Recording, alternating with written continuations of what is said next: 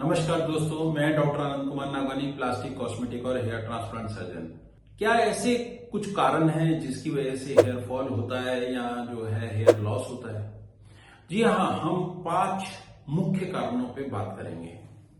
Number 1 वो होता है आपका पर्यावरण यानी कि इन्वायरमेंट। इन्वायरमेंट रिलेटेड प्रॉब्लम की वजह से हेयर फॉल और हेयर लॉस दोनों हो सकते हैं। क्या कभी आपने सोचा है कि आप जब बाहर निकलते हैं तो इंडस्ट्रियल जो फ्यूम्स होती हैं या गाड़ियों का जो धुआं होता है या जो आसपास में आपका कंस्ट्रक्शन होता है, तो उन कंस्ट्रक्शन की साइड से जो धूल या आप समझ लीजिए कि कोई धूल उड़ा रहा है या किसी भी तरीके का धुआं जैसे कि कोयला जलना या लकड़ी का जलना, ये सारी चीजें आपके ऊपर क्या इफेक्ट डालती हैं? जी हाँ, बिल्कुल सही सुना आपने। ये आपके ऊपर बहुत ज्यादा इफेक्ट डालती है।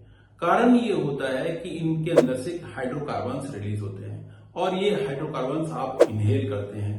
साथ ही साथ में ये आपके स्किन पे, आपके स्कैल्प पे लगते हैं और ये स्कैल्प पे इनका डिपोजिशन होना, यानी कि आप समझ लीजिए कि अगर कोई मोबिलाइल है जो कि आप ऑटोमोबाइल्स में इंजन के अंदर डाला जाता है और वो आप अपनी स्किन पे लगा के छोड़ दें, तो क्या होगा? स्किन में कुछ चेंजेस आएंगे। अगर इसकी जगह केरोसिन लगा दीजिए, वो भी एक हाइड्रोकार्बन है। तो इसी तरीके की कोई चीजें हैं तो समझ लीजिए कि हमारे स्कैल्प पे भी लगती हैं, हमारे स्किन पे भी लगती हैं। अत्यधिक धुआं होना, ये सारे हाइड्रोकार्बन की वजह से आपको प्रॉब्लम होती है। और दूसरे क्या कारण हो सकते हैं? देखिए, डायरेक्ट सनलाइट में हमारे कई बार डायरेक्ट जो यूवी रेज होती हैं ये प्रॉब्लम करती हैं। आपने ओजोन का नाम सुना है। ओजोन लेयर हमारी डैमेज हो चुकी है। हमारे आकाश के ऊपर जो एक ओजोन लेयर है उसका एक मतलब स्तर है वो, क्योंकि एक बार आपने कई बार न्यूज में भी सुना होगा कि उसके अंदर होल हो चुका है, यानी कि ओजोन लेयर कम होने की वजह से यूवी रेस का ज्यादा यहाँ पे परिमाण पृथ्वी पे बढ़ चुका है, तो ये भी आपको नुकसान करती हैं। तो इसके लिए बचाव क्या है? बचाव सीधा सीधा देखिए ये है कि आप जितनी भी ये पर्यावरण वाली चीजें हैं इनसे बचने की कोशिश करिए। डायरेक्ट धुएं के कांटेक्ट में आने की कोशिश से आप बचने की कोशिश करिए। दूसरा होता है कि आप एक बार कैप लगा सकते हैं और रेगुलर अगर आप ऐसी जगहों पे रहते हैं तो आपको जो है रेगुलर माने हेयर वॉश करने पड़ेंगे। तो उसके लिए आप जो है एक अपना शैम्पू चूज कर सकते हैं और उस शैम्पू को आप डेली भी लगा सकते हैं या फिर आप अल्टरनेट डे भी लगा सकते हैं। ये टोटल डिपेंड करता है कि आप जो है किस इन्वायरमेंट में रहते हैं। दूसरा नंबर कारण क्या है? दूसरा नंबर कारण होता है कि हमारा न्यूट्रिशनल स्टेटस या कि हमारा न्यूट्रिशन। देखिए, आज का जो युग है उसके अंदर सबसे बड़ी प्रॉब्लम है फास्ट फूड, जंक फूड। हम हर चीज को आज फास्ट की तरीके से मतलब कितना हम तेज हम काम कर सकते हैं, कितना तेज हम जो है बोल सकते हैं, क्या कर सकते हैं, उन सब चीजों के ऊपर चला गया है। तो इसी में एक वर्ड आया है कि फास्ट फूड, यानी कि आपके पास समय नहीं है और आप कम समय के अंदर ही जो है वो प्रिपेयर्ड फूड जो है, यानी कि जो है तुरंत तैयार हो जाए या रेडीमेड है, वो आपको सेवन करना है। इसका दूसरा नाम भी है, उसको जंक फूड बोलते हैं। मैं उसको जंक नहीं बोलता हूं, मैं उसको जंग फूड बोलता हूं, यानी कि रस्टेड।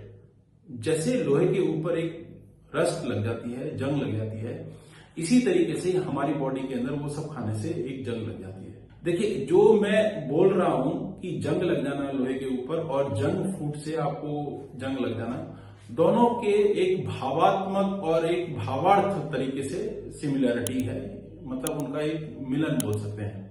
ऐसा नहीं कि हमारी बॉडी के अंदर जंग लग जाती है। इनफैक्ट ये होता है कि उनसे हमको बहुत नुकसान होता है।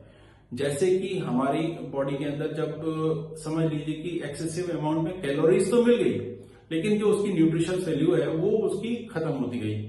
जैसे उसके अंदर की सोचिए कि विटामिन की प्रॉब्लम है या कमी है, समझिए कि आप उसके अंदर मिनरल्स की प्रॉब्लम है या आपको ठीक ढंग से नहीं मिल रहा है या किसी चीज का एक्सेसिव सेवन मिल रहा है या किसी चीज का बिल्कुल ही डेफिसिट मिल रहा है। पेट तो आपका भर गया, एनर्जी आपको मिल गई, लेकिन अल्टीमेटली मैंने अपनी बॉडी को जो है भुगतान करना पड़ रहा है। तो न्यूट्रिशन से रिलेटेड ये बहुत बड़ी एक प्रॉब्लम है।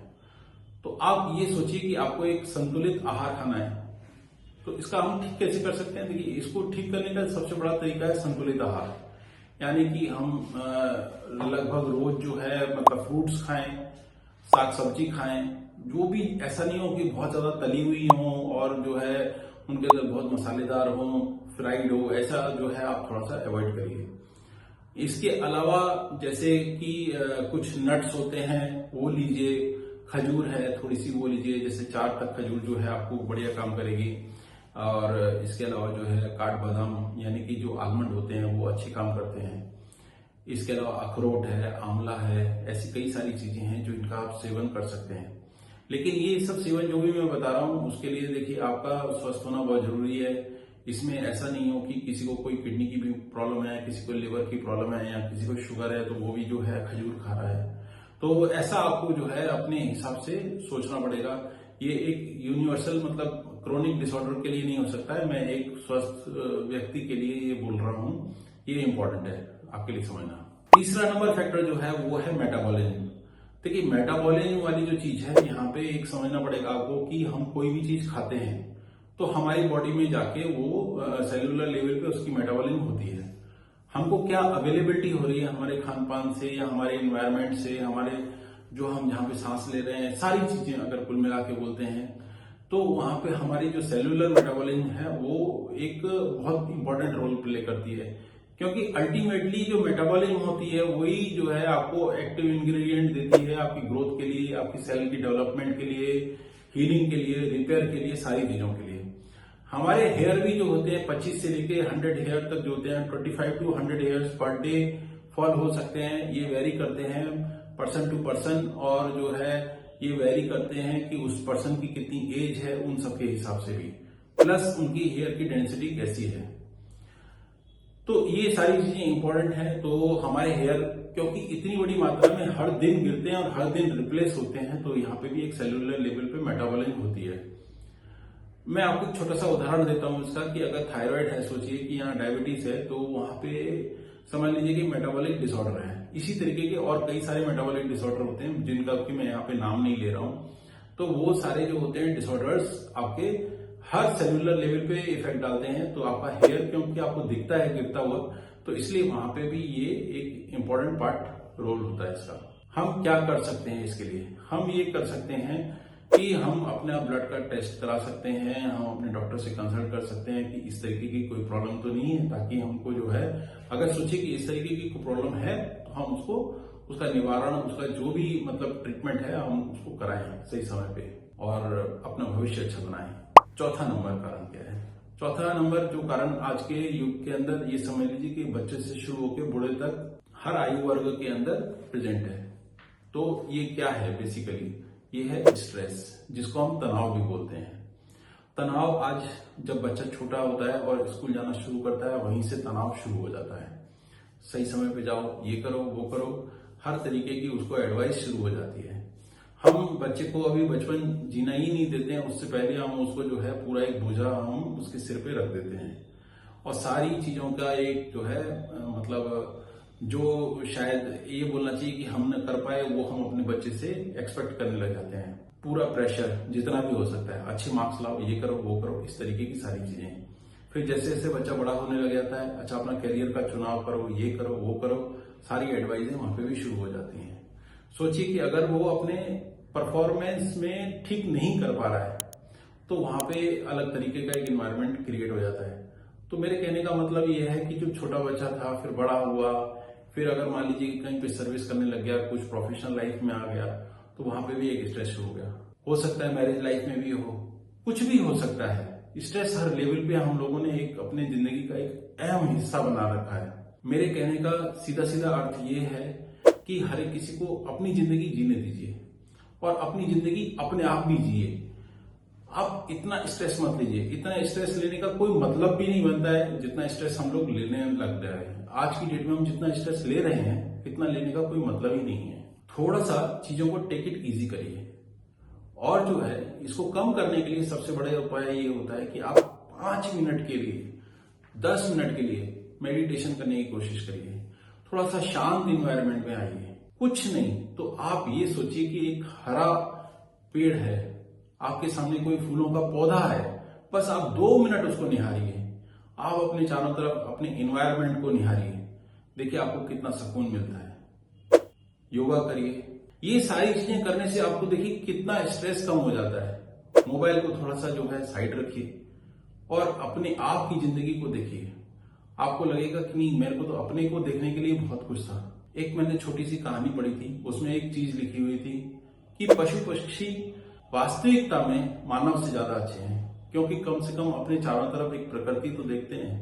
हम लोगों ने अपने आप को इतना बांध दिया है कि हम अपनी प्रकृति को ही बंद कर दिया है।